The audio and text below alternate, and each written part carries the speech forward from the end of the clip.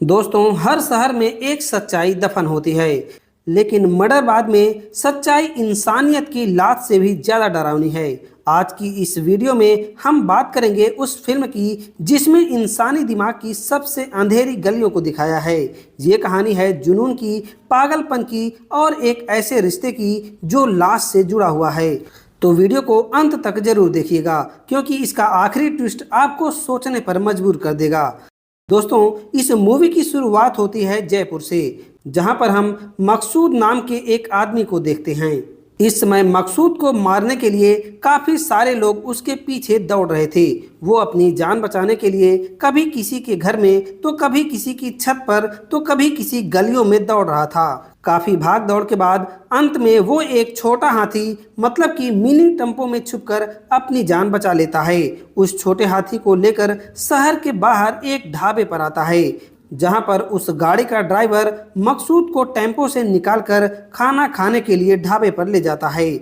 और यहाँ खाना खाते हुए दोनों आपस में बातचीत करने लगते हैं, जिसमें मकसूद बताता है कि वो एक लड़की से प्यार करता था और उसके भाइयों को पता चल जाने पर वो लोग उसे मारने के लिए उसके पीछे दौड़ रहे थे। जबकि दूसरा आदमी, जिसका नाम जैस होता है, वो कहता है कि मैं पश्चिम बंगाल का रहने वाला हूँ। मैं वहाँ पर एक हॉस्पिटल में काम करता था, लेकिन वो काम मुझे पसंद नहीं था, इसीलिए मैं जयपुर आ गया और इस समय मेरे पास कोई ढंग का काम नहीं है। आप मुझे यहाँ पर कहीं भी काम लगवा दो तो इस पर आपका बहुत एहसान होगा। अगले दिन मकसूद उसे अपनी ट्रेवल एजेंसी में एक गाइड की नौकरी लगवा देता है। दरअसल Maqsood Gupta and Gupta travel agency में काम करता था। जैस को काम मिलने की खुशी में ये दोनों लोग ट्रेवल एजेंसी के बाहर अनवर चाचा की दुकान पर चाय पीते हैं और इधर उधर की बातें करने लगते हैं। अब अगले दिन 10-15 लोगों का एक टूर 7 दिनों के लिए जयपुर घूमने आता है और इस टूर का गाइड होता है जैस और ड्राइवर होता है मकसूद। ये दोनों मिलकर उन लोगों को जयपुर घुमाने लगते हैं। जयपुर घूमने के बाद शाम को जब जैस और मकसूद उन लोगों को होटल छोड़ने आते हैं, तो जैस के पास एक बेहद ही सुंदर लड़की आती है, जिसका नाम ईसाबेल होता है। वो लंदन की रहने वाली थी और जैस से काफी इम्प्रेस भी हो गई थी। ईसाबेल जैस से बात करके अपने कमरे में जाने लगती है, तो रास्ते में उसे एक लड़की मिलती है जिसका नाम शैली होता है और दोनों लड़कियां अपने अपने कमरे की तरफ जाने लगती हैं। वहीं गैलरी में देखती हैं कि एक आदमी, जिसका नाम साबिर जलाल होता है, वो शैली के कमरे का लॉक खोलने की कोशिश कर रहा था, लेकिन उसकी चाबी लॉक में नहीं लग रही थी। दरअसल उस आदमी ने बहुत ज्यादा शराब पी रखी थी। दोनों लड़कियां उसके पास आती हैं और उसे बताती हैं कि ये आपका रूम नहीं है, ये शैली मैडम का रूम है, और उसको उसका रूम बताकर अपने रूम में चली जाती हैं। वो आदमी एक शराबी ठरकी टाइप का आदमी होता है। वो उन लड़कियों को देखकर उल्टी सीधी हरकतें करने लगता है। अगले दिन जैस और मकसूद उन लोगों को जयपुर की दूसरी जगहों पर घुमाने के लिए ले जाते हैं, जहां पर जैस और ईसाबेल दोनों एक दूसरे से काफी बात करते हैं और बात करते करते एक दूसरे के काफी करीब आने लगते हैं और दोनों ही एक दूसरे को पसंद करने लगे थे। शाम को सभी लोग होटल में खाना खाने के लिए जाते हैं, तो वहां पर ईसाबेल और शैली एक टेबल पर बैठकर खाना खा रहे थे। तभी ईसाबेल जैस और मकसूद को देखकर उनको अपनी टेबल पर बुला लेती है, लेकिन शैली को ये बात अच्छी नहीं लगती। उसे लगता है कि ये लोग हमारे स्टैंडर्ड के नहीं हैं। मकसूद और जैस दोनों ही लोग बैठकर वहाँ खाना खाने लगते हैं। मकसूद भी शैली को पसंद करता था, इसीलिए शैली को इम्प्रेस करने के लिए काफ़ी कोशिश करता है, लेकिन शैली छोटी मोटी बातों पर कई बार उसकी बेइज्जती करती है, लेकिन सभी लोग उन बातों को हंसी मजाक में उड़ा देते हैं। मकसूद शराब के नशे में होता है और वो शैली को कहता है कि मैं आपको अकेले में गाना सुनाना चाहता हूँ, जिसका सभी लोग गलत मतलब निकालते हैं। यहाँ पर सिचुएशन को बिगड़ता हुआ देख जैस मकसूद को उठाकर वहाँ से ले जाता है।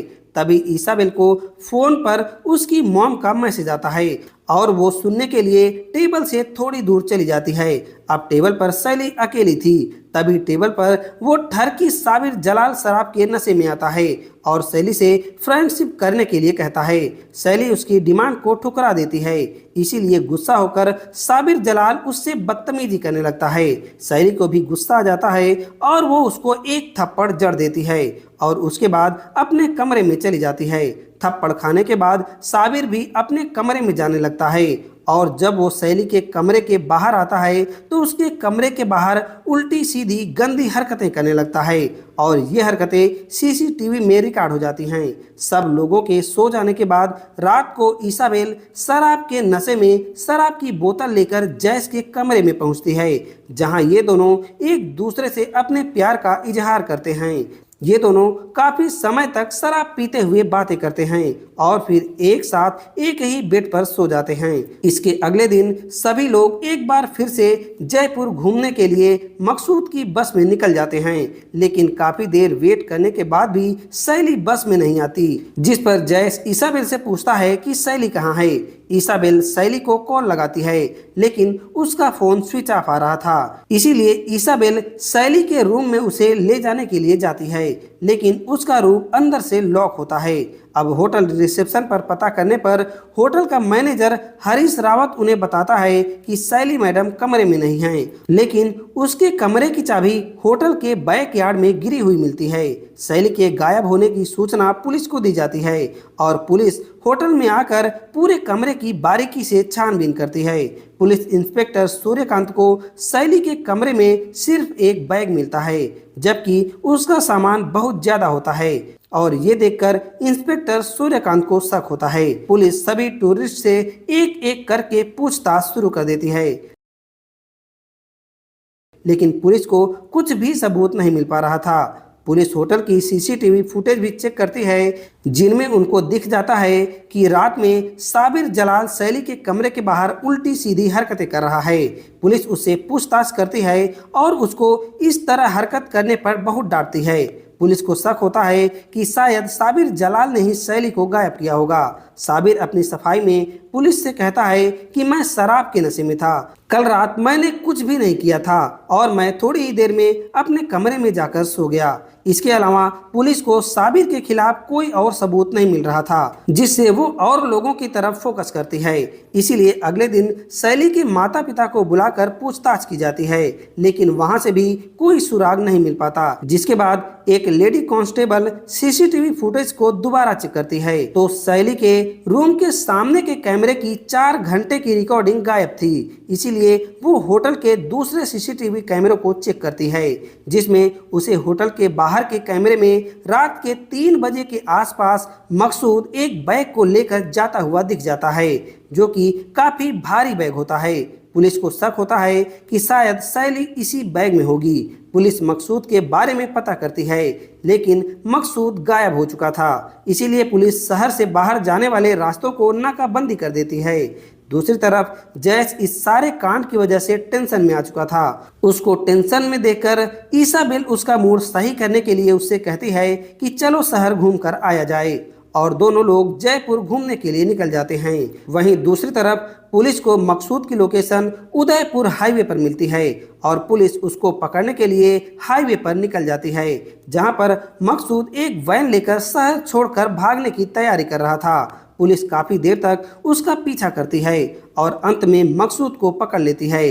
रास्ते में मकसूद पुलिस से एक कॉल करने के लिए कहता है, जिस पर पुलिस उसको कॉल करने देती है। यहाँ पर मकसूद जैस को फोन करता है और जैसे ही जैस मकसूद का फोन उठाता है तभी उसकी गाड़ी के नीचे कोई आ जाता है, लेकिन उसको पता नहीं चल पाता क्योंकि उस समय बहुत ज्यादा अंधेरा था। जैस और इसाबेल वहां से अपनी जान बचाकर भाग निकलते हैं, क्योंकि इन दोनों ने एक्सीडेंट में एक आदमी की जान ले ली थी। वो ये भी नहीं देखते कि इनकी गाड़ी के नीचे कौन आया था। इस एक्सीडेंट के कारण जैस मकसूद का फोन भी नहीं उठा पाता। जैस और इसाबेल घबराई हुई अवस्था में जल्दी से अपने कमरे में पहुंचते हैं और दोनों लोग इसाबेल के कमरे में ही सो जाते हैं। दूसरी तरफ पुलिस वाले जैस को गाड़ी में ही तोड़ते हैं और पूछते हैं कि शैली कहाँ है। इसके जवाब में मकसूद कहता है कि शैली का पता तो जैस को होगा, लेकिन पुलिस वाले उसकी बातों पर यकीन नहीं करते और उसको लाकर लॉकअप में बंद कर देते हैं। अगले दिन इसाबेल जब सोकर उठती है तो देखती है कि जैस उसके पास नहीं था, इसीलिए वो उसको फोन करती है, लेकिन उसका फोन भी नहीं लगता। तभी इसाबेल देखती है कि जैस के बेड पर उसकी चाबी पड़ी हुई है, जिस पर इसाबेल जैस को ढूंढने लगती है। दूसरी तरफ पुलिस लॉकअप में मकसूद की जबरदस्त धुनाई कर रही थी और उससे शैली के बारे में पूछताछ कर रही थी। काफी धुनाई होने के बाद मकसूद बताता है कि मैंने शैली को नहीं मारा, बल्कि मैं तो उससे प्यार करता था और उससे माफी मांगने के लिए उसके कमरे में भी गया था, लेकिन मेरे माफी मांगने के बाद भी वो लगातार मेरी बेइज्जती करती रही और अंत में मेरी माँ को गाली देने लगी। मैंने उसको गाली देने के लिए मना किया, लेकिन वो मेरे साथ मारपीट पर उतर आई और मुझसे हाथापाई करने लगी। इसी हाथापाई में मैंने टेबल पर रखा हुआ फूलदान उसके सर पर मार दिया। फूलदान लगते ही वो बेहोश होकर गिर गई। उसके बेहोश होते ही मैं घबरा गया और घबरा कर मैं उसको बैग में पैक करके बाहर ले आया, लेकिन जैसे ही मैं होटल के बाहर निकला तो जैस ने मुझे देख लिया और वो मेरे पास आ गया और उसने मुझसे कहा कि तुम ये क्या कर रहे हो। जिसके बाद मैंने जैस को सारे घटनाक्रम के बारे में बताया।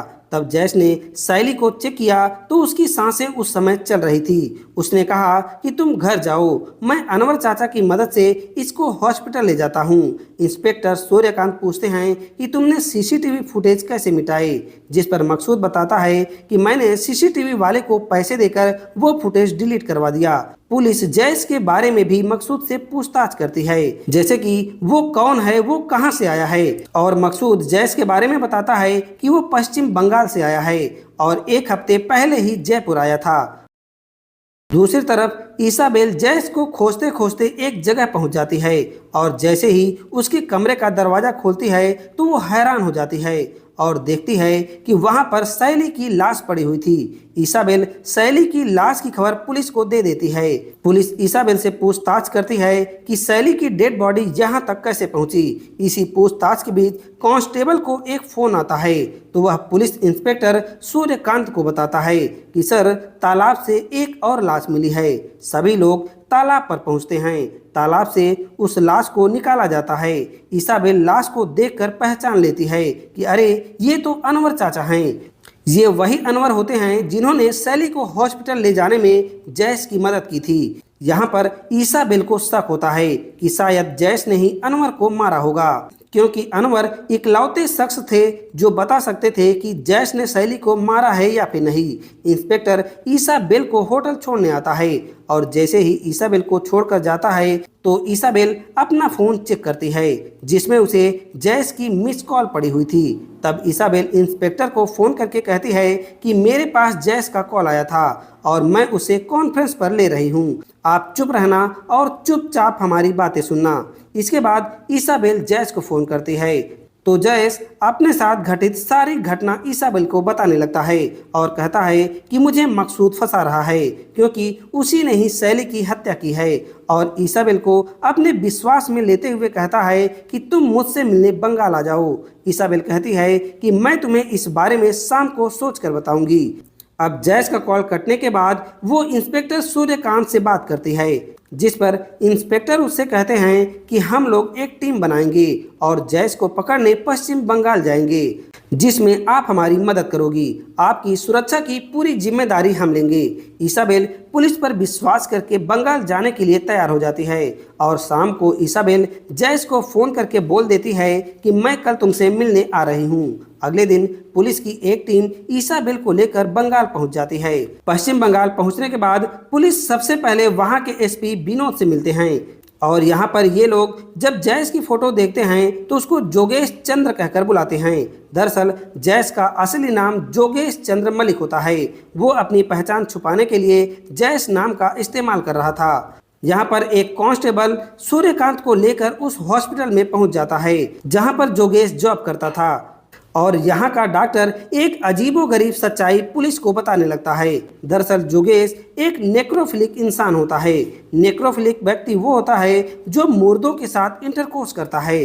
दरअसल योगेश हॉस्पिटल में रहकर जिन भी महिलाओं की लाश आती थी उनके साथ इंटीमेट होता था और जब ये बात हॉस्पिटल वालों को पता चली तो उसको पकड़वाने के लिए पुलिस में कंप्लेंट की, जिस पर उसको शक हो जाता है और वो हमारे पुलिस को सूचना देने से पहले ही यहाँ से गायब हो गया। यहाँ का इंस्पेक्टर सूर्यकांत को बताता है कि योगेश का पूरा परिवार गंगा घाट पर मुर्दे को जलाने का काम करता है, जिसके बाद वो आगे की कहानी जानने के लिए सूर्यकांत गंगा घाट पर पहुँचता है। यहाँ पर उन्हें योगेश के पिता मिलते हैं। योगेश के पिता उन्हें बताते हैं कि योगेश को हमने अपनी औकात से बढ़कर अंग्रेजी स्कूल में एडमिशन करवाया था, लेकिन उसने हमें पूरे समाज के सामने बेइज्जत कर दिया। कुछ लोगों ने एक दिन उसे गंगा घाट पर एक महिला मुर्दा के साथ इंटरकोर्स करते हुए पकड़ लिया, जिससे हमारे आसपास के लोगों ने हमारा बहिष्कार कर दिया और इसी दुख में योगेश की मां ने अपने प्राण त्याग दिए। वो कहते हैं कि इस तरह के राक्षसों को समाज में रहने का कोई अधिकार नहीं है, उसको जल्दी से जल्दी पकड़कर मार दिया जाए। इंस्पेक्टर सूर्यकांत योगेश के पिता से मिलने के बाद होटल में जाकर ईसाबेल से मिलते हैं और उसे योगेश के बारे में सारी सच्चाई बता देते हैं। वो बताते हैं कि योगेश एक नेक्रोफिलिक इंसान है जो कि डेड बॉडीज के साथ इंटीमेट होता है। हालांकि ये कानून की नज़र में कोई भी क्लासिफाइड क्राइम नहीं था, इसीलिए हम उसको नहीं पकड़ सकते। ये सुनकर ईसाबेल कहती है कि फिर उसको कैसे पकड़ा जाएगा, जिस पर इंस्पेक्टर कहता है कि अभी तो हमारे पास कोई भी इस तरह का एविडेंस नहीं है कि हम लोग उसे अरेस्ट कर पाएं, लेकिन तुम उससे जाकर मिलो, फिर देखते हैं कि क्या होता है। वैसे ये बताओ कि उसने तुम्हें मिलने के लिए कहाँ बुलाया है। इस पर ईसाबेल बताती है कि उसने मुझे किसी न्यू मॉल जंक्शन पर बुलाया है। इंस्पेक्टर सूर्यकांत ईसाबेल की बातें सुनने के बाद कहते हैं कि ठीक है, तुम उससे जाकर मिलो, हम भी तुम्हारे आसपास ही रहेंगे। बीच बीच में तुम अपनी सेफ्टी का मैसेज हमें करते रहना, फिर भी हम तुम्हारी सुरक्षा का पूरा ख्याल रखेंगे। अगले दिन ईसाबेल न्यू मॉल जंक्शन पर पहुंचती है और वहां पर जैस उसे लेने आता है और अपनी गाड़ी में लेकर उसे चला जाता है। रास्ते में जैस ईसाबेल से पूछता है कि क्या शैली की लाश मिल गई है, जिस पर ईसाबेल उसे बताती है कि शैली की लाश अभी नहीं मिली और मकसूद भी अभी भी पुलिस लॉकअप में ही है। योगेश ईसाबेल को लेकर एक आलीशान घर में पहुंचता है जो कि उसके नए मालिक का होता है। पुलिस की टीम भी उसका पीछा करते करते उस घर तक पहुंच जाती है और आसपास ही छिपकर ईसाबेल के मैसेज करने का वेट करने लगती है। घर के अंदर जाने के बाद जैस ईसाबेल से कहता है कि मेरा नाम योगेश है। योगेश ईसाबेल को अपने सभी राज बता देता है और कहता है कि मेरे अंदर कुछ मेंटल इश्यूज हैं, मैं मुर्दा महिलाओं के साथ इंटरकोर्स करने में ज़्यादा आनंद महसूस करता हूं। और साथ ही वो बताता है कि मैंने शैली को नहीं मारा, बल्कि मैं तो उसको लेकर हॉस्पिटल गया था, लेकिन उसने रास्ते में ही अपना दम तोड़ दिया। उसके बाद मैं उसको अपने कमरे में ले गया और वहां उसको बड़े प्यार से अपने पास रखा। और ये सुनकर ईसाबेल काफी हैरान हो जाती है और वो घबराने लगती है। आगे योगेश उसे कहता है कि मुझे किसी भी तरह यहाँ से लंदन ले चलो, नहीं तो पुलिस मुझे यहाँ पर मार देगी। और ये कह के वो ईसाबेल के सामने गिड़गिड़ाने लगता है। ईसाबेल उसको लंदन ले जाने के लिए हाँ कह देती है और फ्रिज में से पानी निकालकर उसे पिलाने लगती है। और फ्रिज से पानी निकालते समय वो इंस्पेक्टर सूर्यकांत को फोन कर देती है। फोन लगाकर वो अपने बैक पॉकेट में रख लेती है। पानी पीने के बाद योगेश ईसाबेल के पास आता है और उसे अपने गले से लगा लेता है। उसी समय इंस्पेक्टर सूर्यकांत ईसाबेल का हालचाल जानने के लिए उसे मैसेज करता है और इस मैसेज की बीप योगेश सुन लेता है और ईसाबेल का फोन निकालकर चेक करने लगता है और यहाँ पर ईसाबेल की चोरी पकड़ी जाती है। योगेश इंस्पेक्टर सूर्यकांत को सही सलामत होने का रिप्लाई कर देता है और सूर्यकांत ईसाबेल का मैसेज मिलने के बाद बेफिक्र हो जाते हैं। ईसाबेल अपनी चोरी पकड़े जाने पर घबराने लगती है। इस पर योगेश उससे कहता है कि अगर तुम मुझ पर विश्वास करती हो तो मुझे तुमसे शादी करनी पड़ेगी। ये बात सुनकर ईसाबेल और घबरा जाती है और वो शादी करने से मना कर देती है, जिससे गुस्सा होकर योगेश एक चाकू निकालता है और गुस्से में उसके गले पर एक कट मार देता है और फिर उसकी गर्दन पकड़कर उस पर चाकू फिराकर उसे मार डालता है। दूसरी तरफ घर के बाहर पुलिस ईसाबेल के मैसेज का काफी देर तक वेट करती रहती है।